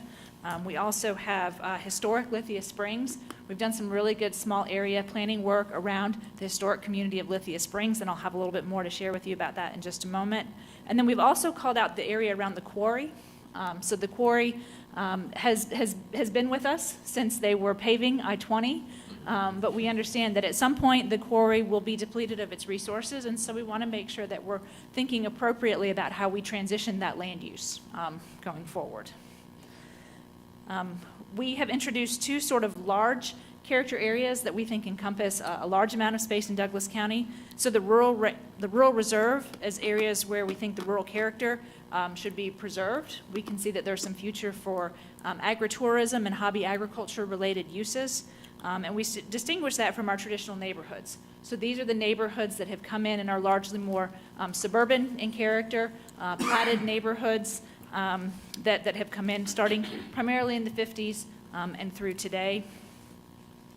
And then in the Winston area, this is one of the areas that we're still studying as a part of our small area plan. We think that we have the general character of this sort of worked out. I would admit I don't know that we have the boundaries of this quite worked out, but we anticipate that there's going to be some kind of historic node around Winston, the historic community footprint of Winston. And then in In extension of that, we'll be looking at sort of a workplace campus, so an opportunity for locating some high-tech jobs, kind of somewhere between that historic community node of Winston and the western border of the city of Douglasville, and then maybe looking at sort of some expansion space for that workplace campus to help support the ancillary uses, the housing, and the commercial areas that we would need in that. So again, expect this to change a little bit more than some of the other areas because we're still doing a little bit more work on this. And then finally, the Dog River Basin, the Byway Reserve, and the Resort Conservation. These are pretty much kind of the land use areas that you've seen brought before you. The Byway Reserve focuses on that area largely along the Highway 166 corridor that was designated as a scenic byway. The Dog River Basin is the area of the county that we have protected by some of our most stringent land use regulations so that we're protecting our water quality and quantity in the Dog River Reservoir. And then that resort conservation area is kind of that node on the southern part of the county where we've had projects such as Foxhall and the Preserve come in that we think are really starting to shape and craft that area of the county towards its future. So share all of that to say that when we look at these character areas, we're still going to have a detailed land use map that's going to underlie these character areas. So if you think now, when we bring you a mixed-use corridor, we kind of are largely saying the mixed-use corridor in Lithia Springs is sort of the same thing as the mixed-use corridor in Winston, right? So by way of illustration of how these character areas work, we're going to have a greater level of description and detail about why a mixed-use corridor in Winston will look different from Lithia Springs and will look different from, say, the corridor along Highway 92, right? And so that's what we intend to flesh out a little bit more about this. We don't have that detailed land use piece worked out yet, so we would propose to bring that back to you at our March meeting with some more work that we're doing on those small area plans for Lithia Springs and Winston that we're undertaking in regard to this update. I'll share two other bits with you quickly, and then I'll pause for any questions that you may have. We've been working on kind of a revised countywide parks, trails, and green space approach. Again, that was another piece that I didn't feel was quite ready to roll out at this time, so expect to see a little bit more information on that when we come back in March.